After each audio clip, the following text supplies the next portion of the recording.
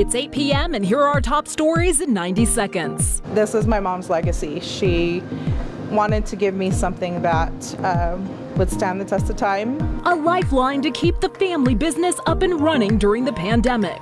Complete shock.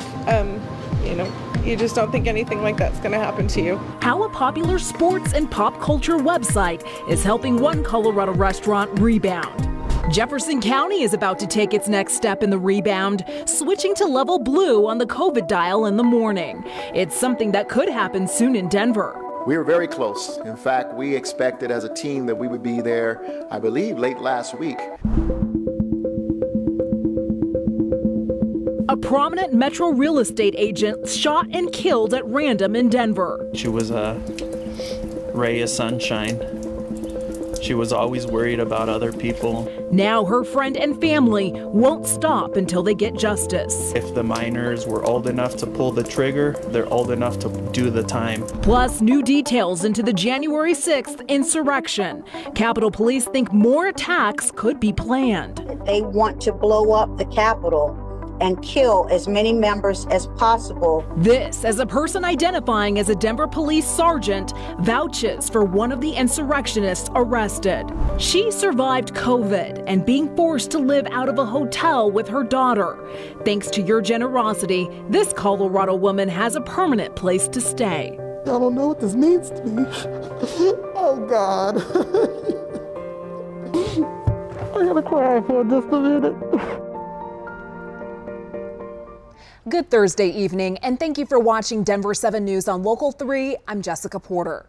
A decades-old family-run business was on the brink of shutting down due to the pandemic, but it received a lifeline to help it rebound.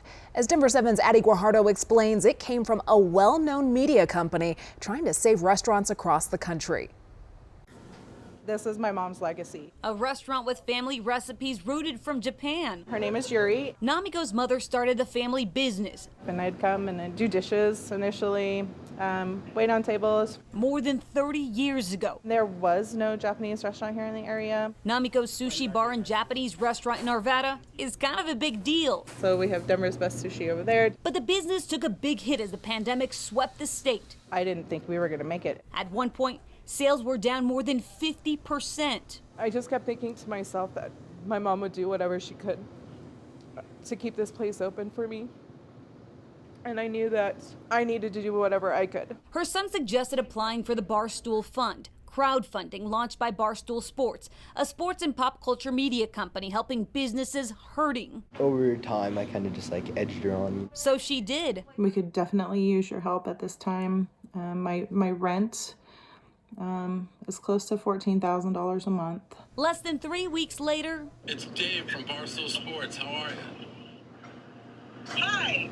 A shock she can't shake. We want to make sure that, you have everything in the place that your mom started. To help keep her legacy alive. Oh, holy cow. Thank you. Complete shock. You just don't think anything like that's going to happen to you. Namiko requested $10,000 for 3 months to help pay her rent. It's amazing to have that kind of support. Now, she's fighting a pandemic to help keep her family business running. Don't give up, really. I need to make my mom proud. With each order and every reservation. Hello, Namiko. Addie Guajardo, Denver7. So touching. Addie, thank you. And starting tomorrow, Namiko's will be allowed to welcome more customers inside. Jefferson County will move down to level blue on the COVID dial at 6 tomorrow morning. That will increase capacity to 50% at places like restaurants and gyms. Broomfield is the only county in the metro under level blue restrictions. Denver could be next to switch to level blue restrictions. Today, Mayor Michael Hancock talked about how close the city is to easing restrictions. We were very close. In fact, we expected as a team that we would be there, I believe, late last week, but for, again, penetrating that 100-plus line. So we're very close as a community. I think it says something about the people of the city, how close we are, and it means an awful lot. Mayor Hancock warns this does not mean we should let our guard down. Justice is starting to be served for the family of a Cherry Hills Village woman murdered back in 1981. 34-year-old Sylvia Quayle's body was discovered in her living room. She had been shot and stabbed. Sylvia's sister and brother-in-law are still alive, but her parents are not. Denver's former district attorney talked today about how much this means for the family. To meet Sylvia's family today means a lot to me. And when I read this case and realized that her father found her in the condition that I know she was in, the way that she was left after being brutalized and killed, I can't imagine. 62-year-old David Dwayne Anderson was caught through genetic databases. He is living in Nebraska and will be extradited back to Colorado. In almost every picture of Pamela Cabriales, she is smiling. And why not? She seemed to enjoy her work as a real estate agent, and she loved being a mom to her 6-year-old son. Pamela Cabriales was driving home from dinner Saturday night when someone shot her in the head. She passed away Wednesday, leaving behind a family who are as angry as they are heartbroken. Denver7's Lance Hernandez spoke with them today. We are all just devastated. Family and friends remembering Pam Cabriales, a young mom and realtor who was shot and killed while driving on West Colfax near I-25 Saturday. Police tweeting that suspects fired shots into a vehicle and fled. She was a ray of sunshine. She was always worried about other people. Oh my God, we grew up together. Longtime friend MAYRA Zambrano choking with emotion. We've been since little girls. We used to play Barbies. Teenagers, we would get in trouble together. She was like my sister. She was having dinner with a friend, left the place and was heading home. Police say the suspects were driving a dark-colored Honda, which they've linked to a shooting at a McDonald's on West Alameda the night before. 3 shots fired into the occupied restaurant. Police spotted the car after midnight Sunday and used a pit maneuver to stop it on South Tejon near West Byers. The 3 teens inside fled but were caught. 18-year-old Nishan Johnson being held for investigation of attempted murder. Police found ammunition in the shed he was hiding in and 2 AR-15 rifles in the Honda. The emotions are just indescribable that, you know, my mother's going through.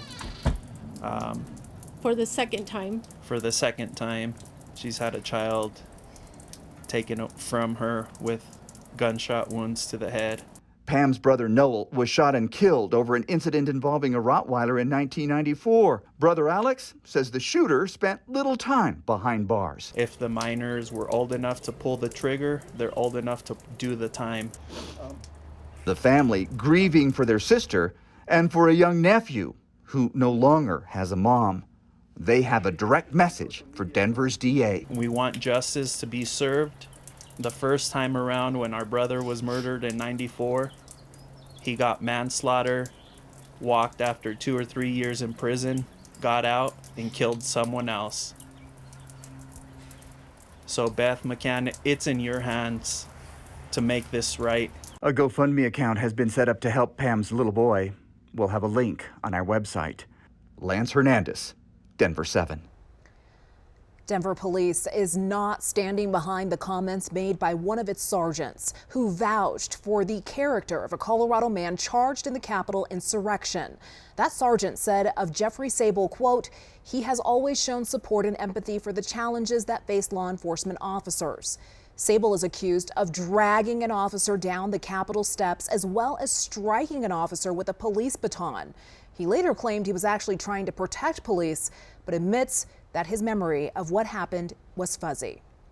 Today, lawmakers grilled U.S. Capitol Police about the lack of communication during last month's deadly riot. The acting U.S. Capitol Police chief said Capitol Police were prepared for the scheduled rally for then-President Trump before the riot happened. Everything that happened afterwards, they had no clue was coming. The department was not ignorant of intelligence indicating an attack of the size and scale we encountered on the 6th. There was no such intelligence. The acting chief added that 35 Capitol officers are under investigation for their actions that day. She wouldn't go into details, only saying 6 officers have been suspended so far. It's been a long time. Been wandering so long to finally have something of my own. She battled COVID. She battled being homeless. Now, thanks to Denver7 Gives, she has a place to call her own. I'm home. I'm finally home. Dry tonight, no snow, but this front means more snow coming up as we head toward the weekend. And coming up later, wildfire impacts span the entire western U.S. When the fire came 3.5 years ago, it destroyed all 46 homes. Underground, everything was gone. How our friends in California can help those in Colorado looking to rebuild. We decided that we were going to rebuild, and we were going to rebuild to the highest efficiencies and highest fire safe standards possible.